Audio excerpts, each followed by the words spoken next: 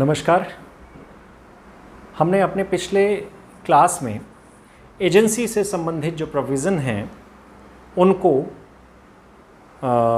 देखा था कि एजेंसी में एजेंट कौन होता है, प्रिंसिपल कौन होता है, एजेंसी का निर्माण क्यों होता है, एजेंसी के निर्माण के बाद उसको टेस्ट किया जाना या कोई संबंध जो ऐसे हैं एजेंट और प्रिंसिपल के हैं वो एजेंसी है कि नहीं है, इन चीज़ों को टेस्ट करने के लिए क्या आधार हैं ये हमने चेक किया था।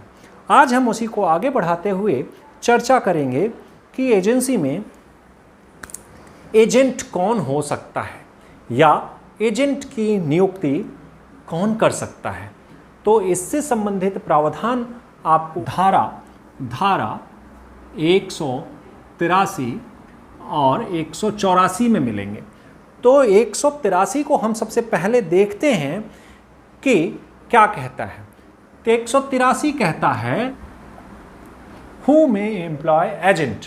तो यहाँ पे प्रश्न है कि एजेंट की नियुक्ति कौन कर सकता है। तो 183 में इससे संबंधित जो प्रावधान है उसको हमें देखना होगा।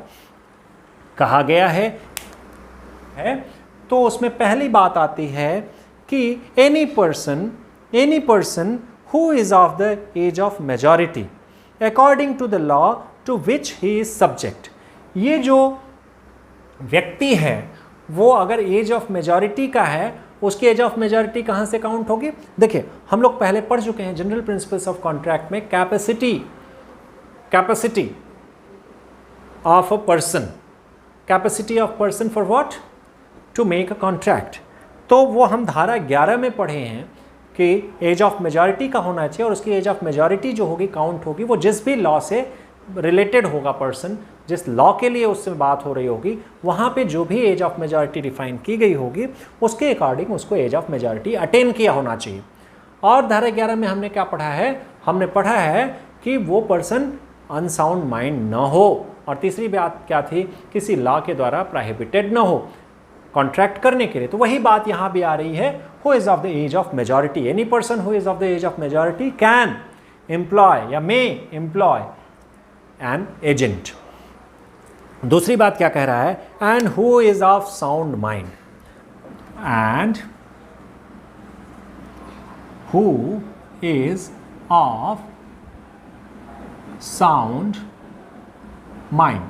देखिए धारा 11 के ये दोनों प्रोविज़न इस यहाँ पे लागू हो रहे हैं कि एज ऑफ मेजॉरिटी का हो व्यक्ति तभी वो एम्प्लॉय कर पाएगा एजेंट को, या जो साउंड माइंड का नहीं है वो नहीं कर पाएगा। इसका मतलब उसको स्वस्थ चित्त का होना भी आवश्यक है। ऐसा व्यक्ति जो एजेंट नियुक्त करेगा वो स्वस्थ चित्त का हो, साउंड माइंड का हो। तो 183 इतना ही कहता है। अब इसका मतलब क्या हुआ, हमें यह समझना होगा कि जो माइनर है क्या वो नियुक्त कर सकता है अपना एजेंट। तो बहुत स्पष्ट प्रावधान है शेफर्ड वर्सेस कार्टराइट में। शेफर्ड वर्सेस कार्टराइट के मामले में कहा गया कि एक जो अवयस्क है, an infant can not appoint an agent to act for him. एक जो अवयस्क है, वो अवयस्क जो है, इन्फेंट शब्द यूज होता है, infant can't employ an agent. ध्यान देने वाली चीज है। तो अवयस्क नहीं नियुक्त कर सकता है अपने लिए कौन, किसको, एक एजेंट को। दूसरी बात जो आती है कि क्या अगर कोई अवयस्क है उसके लिए संरक्षक की नियुक्ति हुई है, गार्जियन की नियुक्ति हुई है, तो क्या ऐसे अवयस्क के लिए उस गार्जियन के द्वारा, उस संरक्षक के द्वारा उस अवयस्क के लिए एजेंट की नियुक्ति की जा सकती है। तो आप जानिए मदन लाल धारीवाल वर्सेस भेरूलाल का मामला होता है। इसमें ये स्पष्ट किया गया है कि इस अधिनियम में कहीं भी ये प्रोविज़न नहीं है, कहीं भी ये मनाही नहीं है कि एक गार्जियन जो है वो अवयस्क के लिए एजेंट न नियुक्त कर पाए। It means in other words, एक अवयस्क के लिए उसके संरक्षक द्वारा उसके गार्जियन द्वारा एजेंट की नियुक्ति की जा सकती है। तो हम 183 में देखते हैं कि एक व्यक्ति ऐसा है जो एज ऑफ मेजॉरिटी अटेन कर चुका है, जो साउंड माइंड का है, वही एजेंट एम्प्लॉय कर सकता है, अदरवाइज नहीं। इट मीन्स कि एक जो अवयस्क है वो नियुक्त नहीं कर पाएगा शिफर्ड वर्सेस कार्टराइट के मामले के अनुसार अपने लिए एजेंट, और मदन लाल धारीवाल वर्सेस भेरूलाल के मामले के अकॉर्डिंग कोई भी जो गार्जियन है वो अपने जो उसके संरक्षकता में एक अवयस्क है उसके लिए नियुक्त कर सकता है एजेंट को। ठीक है, तो 183 में बताया गया who may employ an agent. और अब हम बात करें कि 184 क्या कहता है, तो 184 कहता है 184 सेक्शन 184 कहता है कि who may be employed an agent. पहली बात आई 83 में कि कौन नियुक्त कर सकता है, तो बात ये भी सही होगी कि किसको नियुक्त किया जा सकता है। तो यहाँ आप 184 में बहुत स्पष्ट देखेंगे, कहा गया है कि as between the principal and third person. भाई एजेंट जो होता है किसके लिए काम करता है, प्रिंसिपल के लिए काम करता है, और किससे रिलेशन बनाता है, इसका किससे रिलेशन बनाता है, प्रिंसिपल से थर्ड पार्टी का, प्रिंसिपल से एक कॉन्ट्रैक्चुअल रिलेशन बनाता है, एक सीआर डेवलप करता है। तो क्या होगा, इसमें यही कहा गया है as between the principal and third person any person may become an agent. बहुत क्लियर है, ठीक है, कोई भी हो सकता है। अब कोई भी का मतलब कोई भी।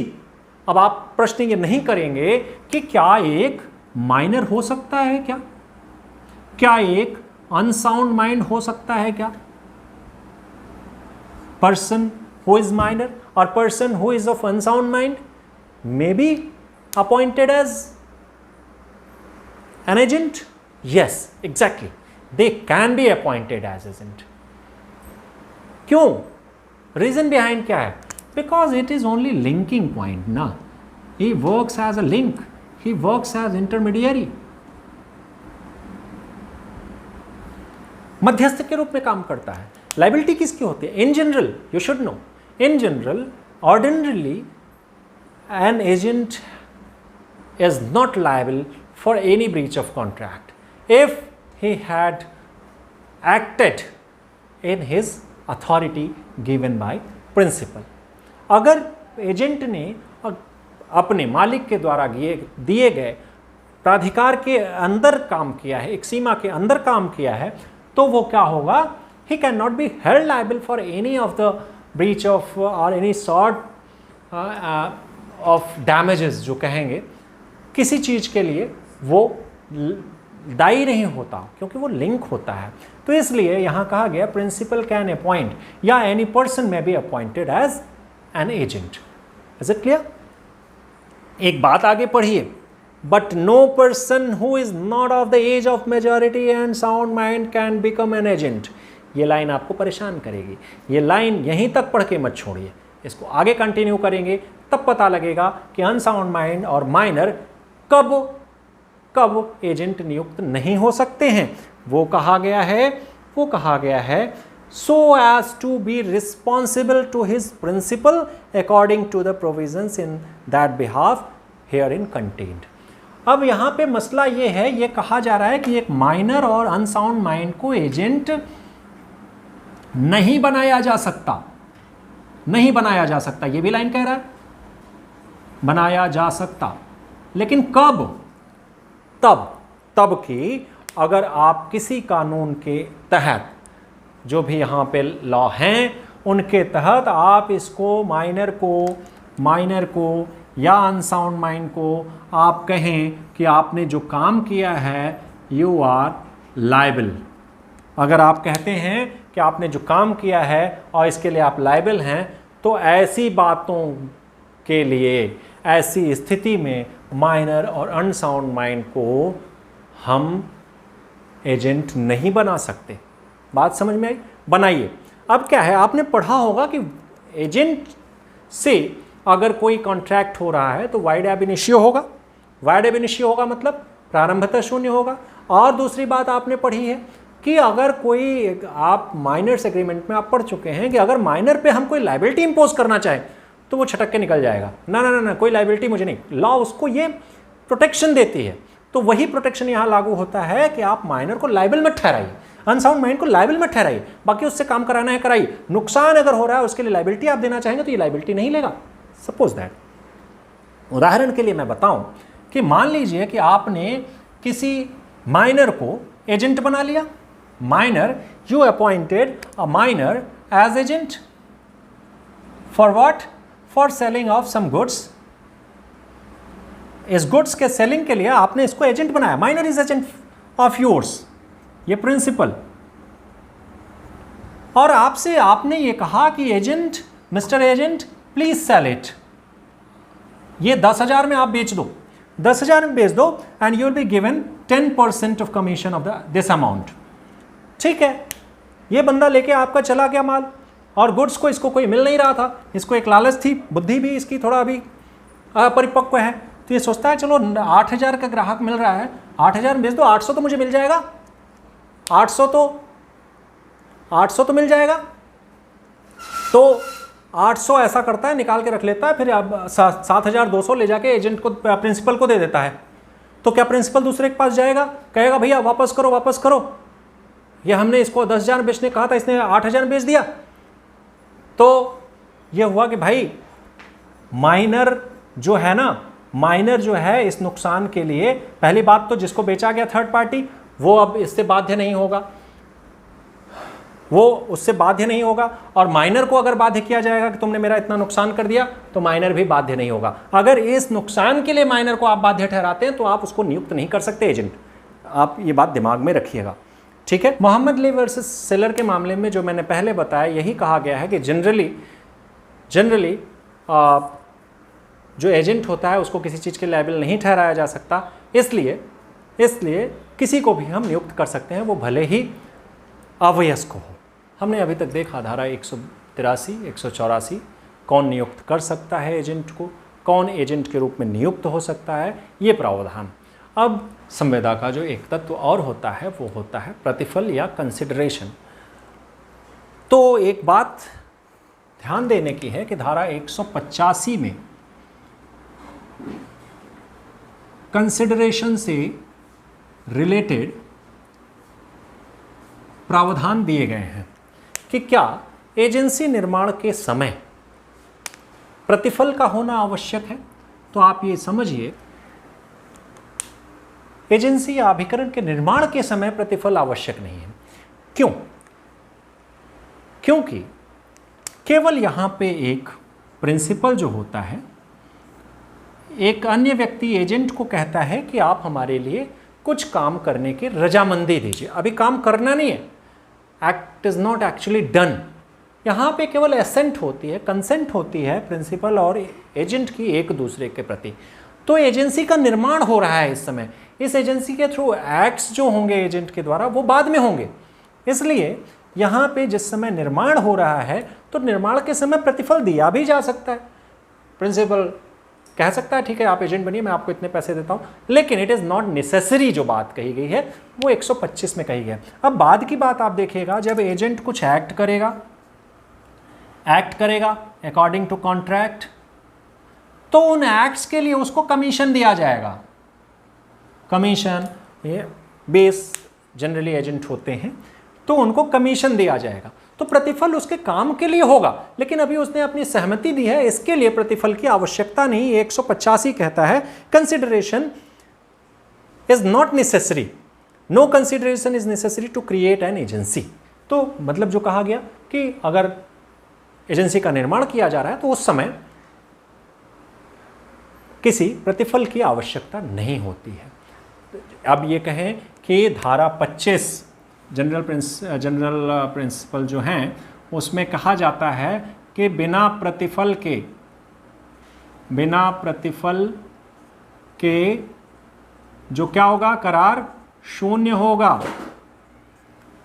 तो क्या यहां शून्य होगा? नहीं, ये अपवाद है। 185 इज एक्सेप्शन ऑफ सेक्शन 25। यहां तक हमें बात समझ में आती है कौन एजेंट नियुक्त कर सकता है, किसको एजेंट नियुक्त किया जा सकता है, और क्या प्रतिफल की आवश्यकता एजेंसी क्रिएशन में होती है। तो ये बातें क्लियर होती हैं। एक प्रश्न अगर इससे हम बनाना चाहें कि essentials of valid agency, what are the, अगर प्रश्न एक आपके समक्ष आ जाए कि what are the essentials of a valid agency, आवश्यक तत्व, essentials of a valid agency, तो क्या आप कहेंगे? इसका उत्तर आप लिख सकते हैं 182 से शुरू कर दीजिए, नहीं है तो 183 से शुरू करिए कि कौन नियुक्त कर सकता है, 183 के प्रोविजन डालिए। किसको नियुक्त किया जा सकता है, 184 के प्रावधान डालिए। कंसिडरेशन हो सकता है या नहीं हो सकता, होना चाहिए कि नहीं होना चाहिए, 185 के प्रावधान लिखिए। ये सब एसेंशियल्स में आएंगे इसके, कि कौन नियुक्त हो सकता है, ये एसेंशियल है ना। किसको नियुक्त किया जा सकता है, एसेंशियल है। कौन नियुक्त करेगा, एसेंशियल है। प्रतिफल होना चाहिए नहीं होना चाहिए, एसेंशियल्स है। वैलिड कॉन्ट्रैक्ट के, वैलिड एजेंसी की बात हम कर रहे हैं। तो जो आप देखते हैं जनरल प्रिंसिपल्स ऑफ कॉन्ट्रैक्ट के जो एक वैलिड एग्रीमेंट के एसेंशियल्स हैं, लगभग इसमें सब आते हैं। जैसा पहले बताया जा चुका है कि स्पेसिफिक कॉन्ट्रैक्ट्स में कुछ बातें स्पेसिफिक होती हैं नेचर की हर कॉन्ट्रैक्ट में, बाकी सारे सिद्धांत 100 जो हमारे 1 to 75 हैं जनरल प्रिंसिपल्स ऑफ कॉन्ट्रैक्ट, वो उस पर लागू होते हैं। अब आगे चलते हैं कि कंसेंट हो। यस, कंसेंट से रिलेटेड, कंसेंट, फ्री कंसेंट होना चाहिए। फ्री कंसेंट, फ्री कंसेंट कब होगी, कौन कौन से प्रोविजन हैं, धारा 13 से 22 फ्री कंसेंट के प्रोविजन दिए गए हैं, धारा 23, 13 से 22, ठीक, वो सारे इस पे लागू होते हैं, वो लागू होने चाहिए तभी वैलिड एजेंसी होगी। और क्या आ जाता है, लॉफुल, लास्ट में क्या होगा, लॉफुल ऑब्जेक्ट एंड कंसिडरेशन। कहाँ है, 23-24 पढ़ लीजिए। तो अगर ये प्रश्न होता है कि essentials of a valid agency आप लिखिए, तो इन सारे प्रावधानों को लिखिए कि एक वैलिड एजेंसी होने के लिए ये सारी बातें आती हैं। 183, 184, 185, धारा 13 से 22 जो फ्री कंसेंट से रिलेटेड है। कंसेंट भी इसमें प्रिंसिपल और एजेंट की फ्री होनी चाहिए। लॉफुल ऑब्जेक्ट होना चाहिए उस एजेंसी का। कंसिडरेशन जो है वो लॉफुल होना चाहिए, 13, 23 और 24 में बताया गया है। तो ये बातें हम देख सकते हैं कि वैलिड एजेंसी के ये एसेंशियल्स हैं और इनको किसी प्रश्न में लिखा जा सकता है।